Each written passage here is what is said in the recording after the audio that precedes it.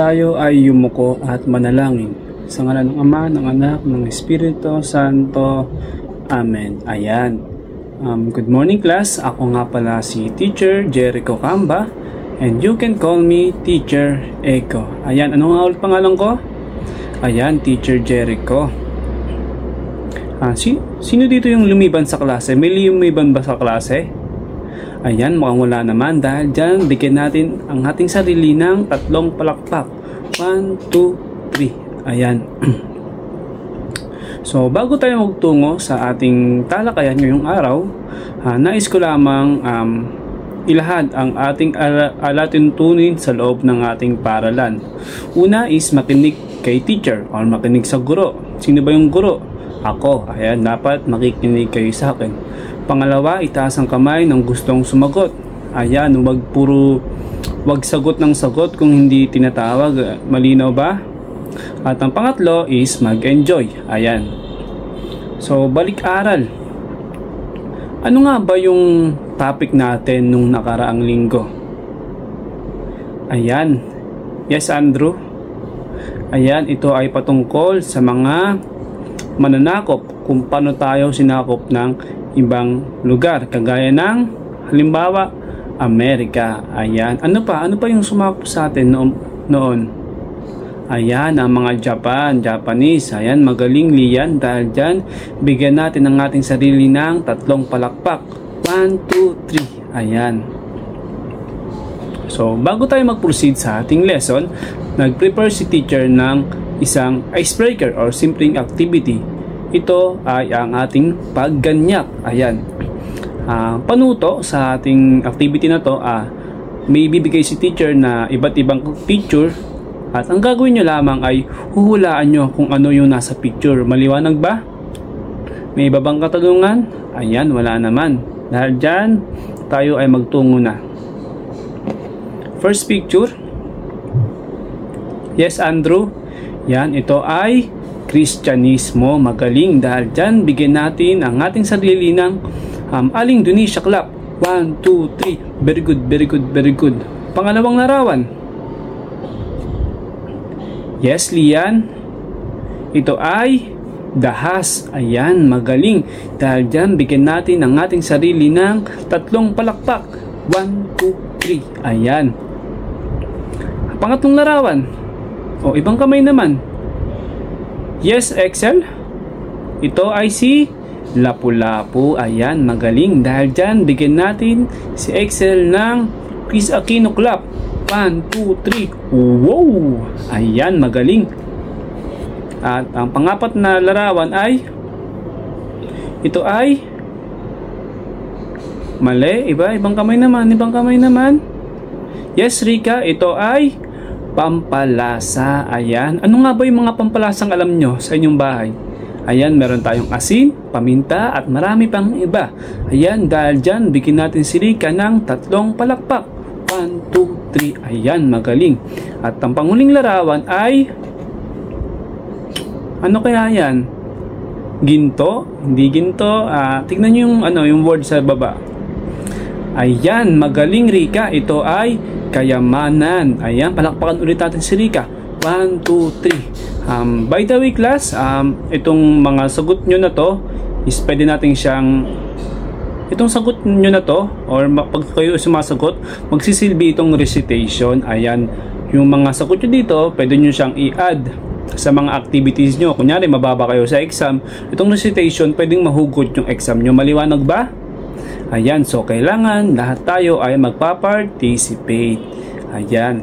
So, sa mga picture na nakita nyo or sa mga larawan na nakita nyo, ano sa tingin nyo yung topic natin ngayong araw? Ano sa tingin nyo yung connection nila? Yes, Andrew? Ayan, nakita natin si Lapu-Lapu. Siya ay isang bayani, magaling. So, ano pa? Dagdagan pa yung sinabi ni Andrew. Yes, Lian. Ayan, magaling. Ang ating topic ngayong paksa ay patungkol sa mga mananakop, no? Sa pananakop ng mga Espanyol sa ating bansa o sa ating Pilipinas. So, ayan. Ang topic natin ang simula ng pananakop ng Espanya sa Pilipinas. May idea ba kayo sa topic na to? Yes, Andrew? Ayan, Andrew, meron kang konting idea, no? Na si Magellan, yan, isa yan sa mga mahalagang tao dito sa topic natin. Yung iba, meron ba kayong idea? Ayan, wala naman. Wala kayong ibang idea. May konti kayong idea. So, sa topic natin na to ay palalawakin natin yung idea natin patungkol sa pananakop ng Espanya sa Pilipinas. Magtungo tayo sa layunin. Layunin, malaman ang hakbang kung paano tayo nasakop ng Kastila. Pangalawang layunin, napapahalagan ang mga naging reaksyon ng mga Pilipino sa Kristiyano. At ang panguli ay makasulat ng maikling sanaysay patungkol sa kasalukuyang issue ng bansa. Ayan, maliwanag ba? May iba bang katanungan? Ayan, dahil dyan, magtungo na tayo sa ating topic. Maaari ba kayong humarap kay teacher at makinig? Eyes on me, eyes on you. Ayan, magaling. So, mga dahilan na sa pananakop ng Pilipinas. May tatlong dahilan kung bakit tayo nasakop ng Pilipinas. Una na rito ang Kristiyano. Dahil ang mga Spanish, sila ay Christian, gusto nila na palaganapin ang kanilang relihiyon sa iba't ibang lugar. At ayun na nga, pinalawig ng mga Kristiyano pinalawig ng mga Espanyol ang Kristiyano dito sa ating bansa. So, kung hindi tayo nasakop ng mga Espanyol noon, malamang sa malamang tayo o lahat ay mga Muslim. Pero dahil tayo ay nasakop nila, na-impluensyahan tayo nila, pinalaganap nila ang kanilang relihiyon dito sa ating bansa, kaya ngayon tayo ay nagkaroon ng Kristiyano. Ayan.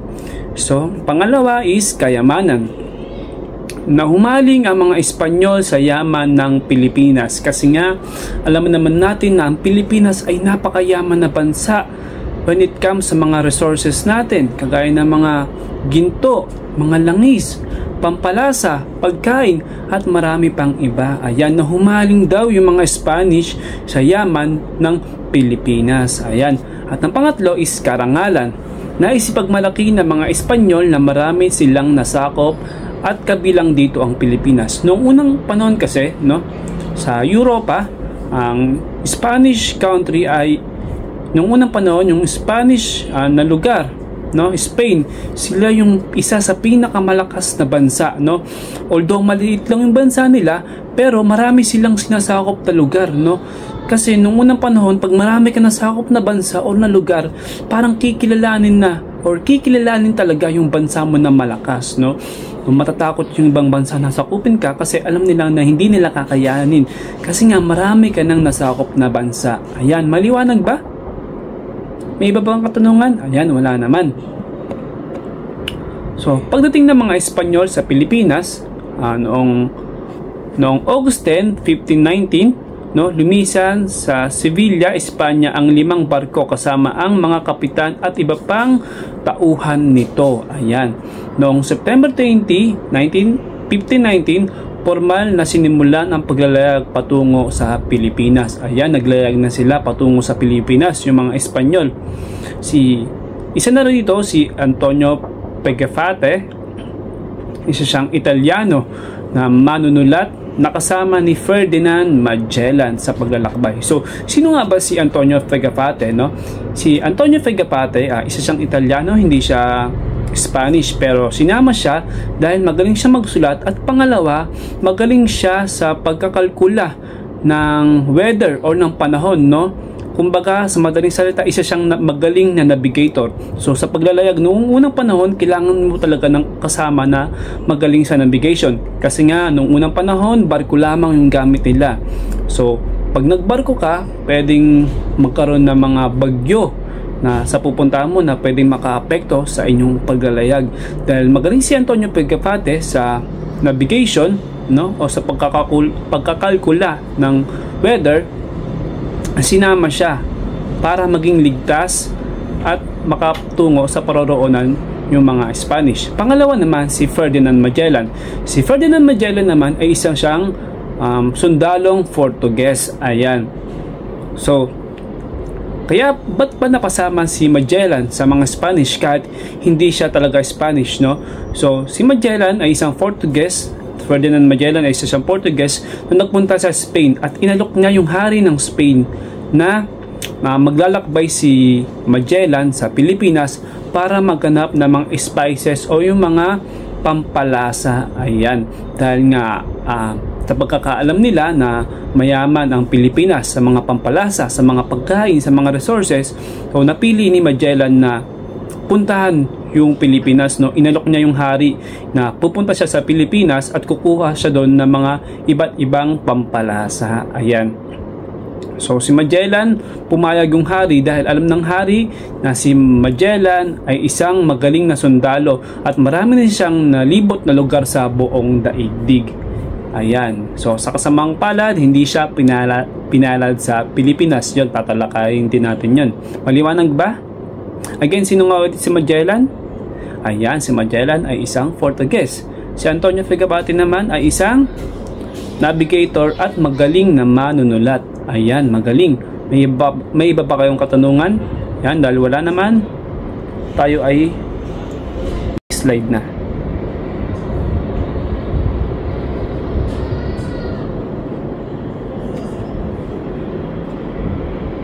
So, pagdating ng barko ng pangkat ni Magellan noong Marso 1521, dumating ang pangkat ni Magellan sa Guam. Ayan, doon muna sila unang nagtungo. Noong Marso 16, 1521 din, dumaong ang kanilang pangkat sa pulo ng Samar, yon sa kapistahan ng San Lazaro. Tinawag ni Magellan ang pulo ng Samar na pulo ni San Lazaro kasi nga sila ay mga Kristiyano. Si San Lazaro ay isang santo sa kanila, no? Saktong pagdaong nila doon, tinawag na nila, pinangalanan na nila yung lugar na pulo ni San Lazaro. Ang dumaong ng tuluyan sa pulo ng Homonhon, Limasawa Island sa Gulpo ng Leyte. Bakit nga ba tinawag to na Limasawa Island? So sa theory dito kasi kaya ito tinawag na Limasawa Island kasi yung mga tao kasi dito o yung mga lalaki dito merong mga 5 asawa. Ayan, maliwanag ba? Naiintindihan po yung theory ni Sir? Ayan, magaling. May iba pang katanungan? Wala naman. Ayan, magaling. So si Enrique ay isang Malay na alipin ni Magellan, no? Nung dumako sila sa Leyte o sa Limasawa, no, inalok nila o nagbigay sila ng sombrero sa mga Espanyol ay nagbigay ng sombrero sa mga katutubong Pilipino bilang tanda ng pakikipagkaibigan, no. Samantala ang mga Pilipino naman ay binigyan nila ng isda, prutas at niyog ang mga Kastila para simbolo ng pagkakaibigan, no. Si Raha Kulambo, siya yung pinuno ng Limasawa o Homonhon. Ayan, maliwanag ba? Noong Marso 27 naman, 1521, nilisan ni Magellan ang Limasawa. Ayan, dahil nga nakapagkaibigan na siya doon, nagkaroon na siya ng alyansa, is niliban na ni Magellan yung Limasawa. So noong Marso 28, 1521, pinuntahan ng nagpunta siya sa Masao Butuan. Ayan, sa ibang lugar na naman, no. Kitang-kita natin dito yung galing ni Magellan sa paglalakbay kasi isang araw lang nakapunta na agad sila sa ibang lugar. Noong Marso 31, 1521 naman, nagsagawa ng misa sa pangunguna ni Padre Pedro Valderrama. Ayan, doon na nagsagawa ng misa yung padre sa Butuan.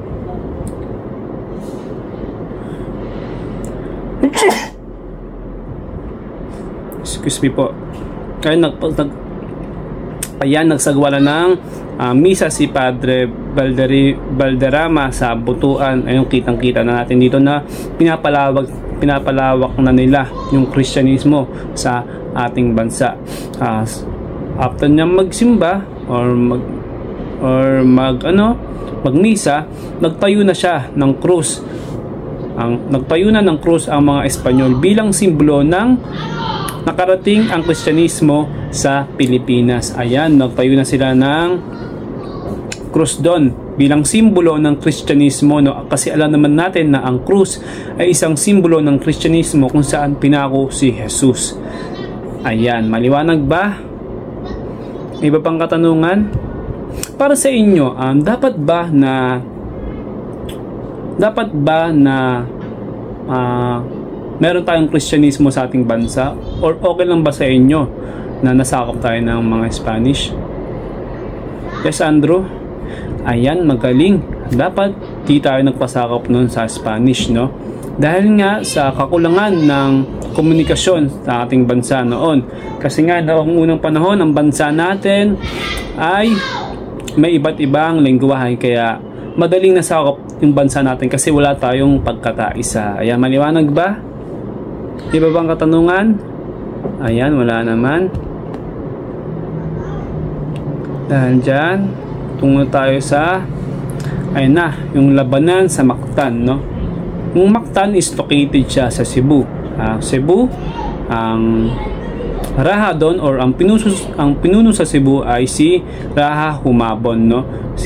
Ang Cebu noon ay mayamang pulo na pinamumunuan ni Raha Humabon. Ayan.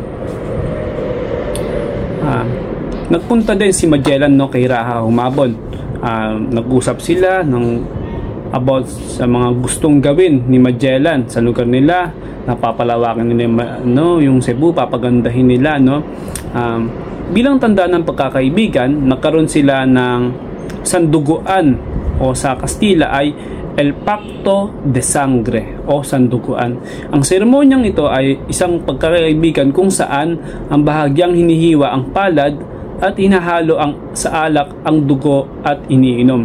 Sumusimbolo ito ng pagsasama, pagkakaisa at pagtanggap. Ayan, nagkaroon na nga ng sanduguan si Magellan at si Raha Humabon. Hiniwa nila yung kanilang mga kamay at pinatak ito sa isang baso. Ayan, dalawa sila at hinalo-halo na ito at inunom. Sumisimbolo yon ng pagkakaibigan, pagkakaisa at pagtanggap. So kitang-kita naman natin doon na tuluyan ng tinanggap ng mga Pilipino si Magellan, or ng isla ng Cebu, no? Or hari ng Cebu na si Raha Humabon. Ayan. Noong Abril 21, 1521, isinagawa ang misa sa Cebu. Ayan. Diba, nung nakaraan sa Butuan, nung una sa Butuan, ngayon naman sa Cebu, kitang-kita natin dito na pinapalawak talaga nila yung Kristyanismo sa kanilang lugar, no? O sa Pilipinas. Noong Abril 21, 1521, isinagawa ang misa sa Cebu. Itinayo ang krus bilang simbolo ng pagiging Kristiyano at pananakop sa kanila ng mga Espanyol. Ayan. Binigyan si Raha Humabon bilang Carlos at Juana naman sa ang kanyang asawa. Ayan, binigyan daw ng mga yung mga Santo Niño, no, mga poong Santo Niño, mga imahe ng Diyos, sila Raha Humabon, no.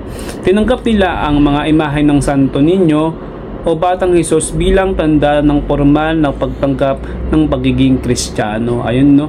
So, pakonti-konti, akala nila okay yung ginagawa ng mga Espanyol, pero pagdating ng panahon, magkakaroon na ng pag-aabuso at marami pang iba, no? Theory lang din, alam nyo ba na ang pare noong unang panahon, sila yung pinakamalakas, no? Sila yung may parang general sila. Kaya nilang pasunurin yung mga Espanyol kasi nga yung pare sa Spanish o sa Kristyanismo, sila yung parang sila yung kaagapay ng Diyos. Kaya nung unang panahon ay sinasamba talaga sila. Ayan, maliwanag ba? May iba pang katanungan? Wala naman. Ayan, magaling. So sa Mactan na, ayan, nagpunta na sila sa Mactan. Si Magellan at yung mga kasama niya, no? Pinamunuan ni Lapu-Lapu ang Mactan, no? Si Lapu-Lapu ay isang matapang na bayani, no? Hindi siya nagkapasakop kung kani-kanino lang, no? Ayaw niya na yung lugar niya is masasakop or mapupuntahan nung sino-sino lang. Kaya nung paglapag ni Magellan sa isla ng Mactan, inabangan na agad sila ng mga sundalo ni Lapu-Lapu. Meron nagtago sa ilalim ng dagat. Yan, na may dala-dala sila mga pana. No, dahil sa bigat ng suot nila Magellan, no, dahil nga puro bakal yon. Tapos pagbaba nila sa barko, syempre yung barko, hindi agad nakadaong yun, nandun sa malayo para hindi lumubog yung barko, no? Pagbaba nila ng barko, nabasa yung mga suot nila, mas lalong bumigat, no? Kaya bago pa lang sila makapunta sa mismong pangpang ng Mactan is napaulanan na agad sila ng mga pana. Kaya marami sa mga Espanyol noon ay namatay, at isa na rito si Ferdinand Magellan. Ayan, gusto niya sanang makipagkaibigan kay Lapu-Lapu, o gusto niya sanang sakupin yung lugar ni Lapu-Lapu para maipakalat yung Kristyanismo, pero sa kasamang palad si Lapu-Lapu ay hindi siya pinalad, kasi nga si Lapu-Lapu ay matapang at ayaw niya nang nagkapasakop sa ibang tao, no? Yan, kaagad na tumakas ang mga natitirang Espanyol papuntang Palawan, Brunei at Moluccas. Naghiwalay ang dalawang natitirang barko, ang barko na Victoria at Trinidad. Ang Trinidad nagpunta sila sa Mexico, samantala naman ang Victoria naman ay nagpunta sa India. Ayan. Si Juan Sebastian Elcano ay pinangarangalan dahil sa matagumpay na pagbabalik sa Espanya ang barkong Victoria. Ayan, maliwanag ba? Ayan, magaling. May iba ba kayong katanungan? Mabilis ba si teacher? Ayan, wala naman. Magaling. No? Sumunod na ekspedisyon, no? Si Ruy Lopez de Villalobos ang nagbigay ng pangalan sa Las Islas Filipinas sa bansang Pilipinas. Sa kasamang palad, hindi rin siya nagtagumpay na masakop ang Pilipinas dahil nga sa tapang ng mga Pilipino. Ayan. At ang nag-iisang matagumpay lamang nag-iisang matagumpay na ekspedisyon lamang sa Pilipinas ay ang ekspedisyon ni Miguel Lopez de Legazpi. Sa lahat ng ekspedisyon na nabanggit, ang may tuturing bilang matagumpay sa lahat ay ang ekspedisyon ni Miguel Lopez de Legazpi. Matagumpay na nasakop ang Kabihasnan, ang Kabisayaan, lalo na ang Cebu, at pagkatapos pagtungo sa Manila upang masimulan ang pagsakop sa buong kapuluan. Ayan, yung ekspedisyon lamang ni Miguel de Legazpi yung naging matagumpay sa lahat, kasi nga si Magellan at si Lopez ay hindi nagtagumpay. Ayan. So, ayun lamang po. Magkakaroon naman si teacher ng katanungan. Ayan. May tanong ba kayo bago magtanong si teacher? Ayan, wala naman. Magaling. Naiintindihan ba? Ayan, magaling. So, ano nga ulit yung dahilan kung bakit gusto ng mga Espanyol na sakupin ng Pilipinas? Dahil saan? Yes, Andrew? Dahil sa Kristyanismo, kayamanan at karangalan. Ayan, dahil dyan, bigyan natin ng 3 palakpak si Andrew. 1, 2, 3. Ayan, magaling.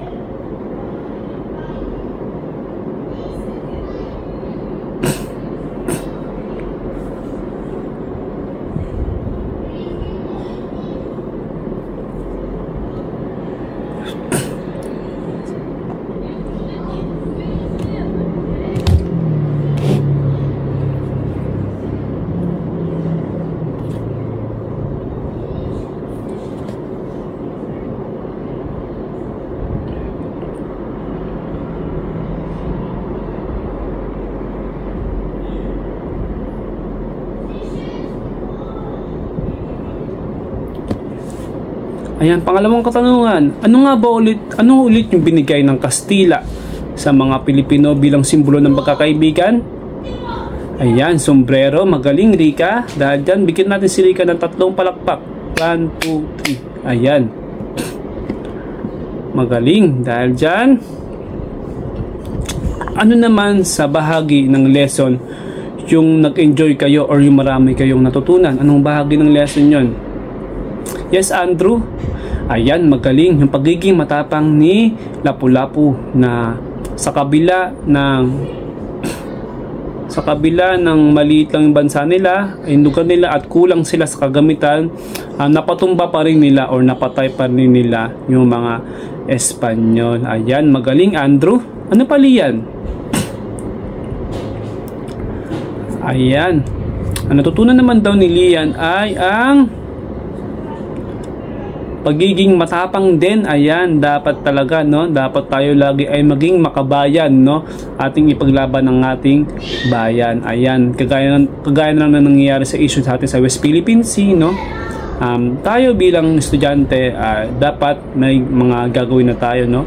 Ang dapat lang natin gawin sa issue na yun ay maging responsableng mamamayan ng Pilipinas, makinig lagi ng mga balita para lagi tayong updated sa nangyayari sa ating bansa. Naunawaan ba? May iba bang katanungan? Ayan, wala naman, no? No? So, maikling summary lang, no, sa ating kwento, no? Kaya tayo nasakop ng Kastila noon talaga dahil ang ating bansa noong unang panahon ay mga pulo-pulo, no? Barangay-barangay sila. Sa kada barangay na yon para yung isang bansa. Cebu, bansa yun. Cavite, bansa yun. Yan. Leyte, bansa yun, no? Dahil iba't iba tayo ng lugar or iba't iba tayo ng barangay noong unang panahon, may iba't iba tayong hari noong unang panahon, ay wala tayong iisang salita o wala tayong iisang lingwa noon. May iba't ibang lingwahe noon, no? Kaya hindi tayo nagkaroon ng sapat na komunikasyon para sa pagkakaisa. Ayan. Dahil alam naman natin na ang wika ay mahalaga. Kung walang wika, hindi tayo magkakaintindihan. Kung walang iisang wika, madali tayong masasakop ng ibang bansa kasi hindi tayo nagkakaroon ng pagkakaisa. Ayan, maliwanag ba? Ayan. Dahil dyan, wala bang katanungan? Dahil dyan, magkakaroon tayo ng quiz, no? Panuto, basahin mabuti at unawain ang mga pangungusap sa ibaba. Piliin ang titik ng tamang sagot. Ayan. Saang lugar nagkahari si Lapu-Lapu? Yan. Magaling sa Mactan. Pangalawa, anong taon sinimulan ni Magellan ang ekspedisyon papunta sa Pilipinas? Magaling, noong 1519. Ayan. Pangatlo, ito ang reliyong tinatag ng mga Espanyol sa Pilipinas. Magaling, Kristyanismo. Pang-apat, ito ang mga binigay na pagkain ng mga Pilipino sa Kastila bilang simbolo ng pagkakaibigan. Ayan, magaling, isda, prutas at niyog. At panghuli, ito ang lugar na pinamumunuan ni Raha Humabon. Ano kaya lugar ito? Ayan, Cebu. Magaling. So, sa ating sanaysay naman, no, pangalawang bahagi ng ating quiz, inaasahan ko ang bawat isa na magsulat ng isang maliit na sanaysay patungkol kung paano ka makakatulong sa Pilipinas sa kasalukuyang issue ngayon sa West Philippine Sea. Ayan. Bibigyan ko kayo ng 10 minutes para gawin yung sanaysay na yan. Yan, tapos na ba ang lahat? Okay, ipasa na kay teacher yung mga sagot nyo, test paper nyo. Ayan, magaling, naiintindihan ba? May iba pa kayong katanungan? Ayan, again, sino nga ulit ang bayani noong Spanish colonization? Ayan, si Lapu-Lapu. Sino nga ulit yung Portuguese na nagpunta sa Pilipinas? Ayan, magaling, si Magellan. Ayan, dahil dyan, may mga tanong ba kayo? Nalilito ba? Ayan, magaling. Maraming salamat. Sana ay may natutunan kayo. Para sa inyong takdang aralin, gumawa ng poster making patungkol sa kasalukuyang issue ngayon sa West Philippine Sea. Pagkatapos nyo nun, ipapaliwanag ang inyong sagot sa harapan or inyong drawing. So, ito ang ating rubrics, no? Creativity is 50%, paliwanag is 25%, original na gawa 25%, at ang kabuuan ay 100%. Naunawaan ba? Iba pang katanungan? Ayan, wala naman. Magaling, no? Again, goodbye class. See you tomorrow. So for our closing prayer, the Father, the Son, the Holy Spirit. Amen. Ayan, see you class. Bye-bye.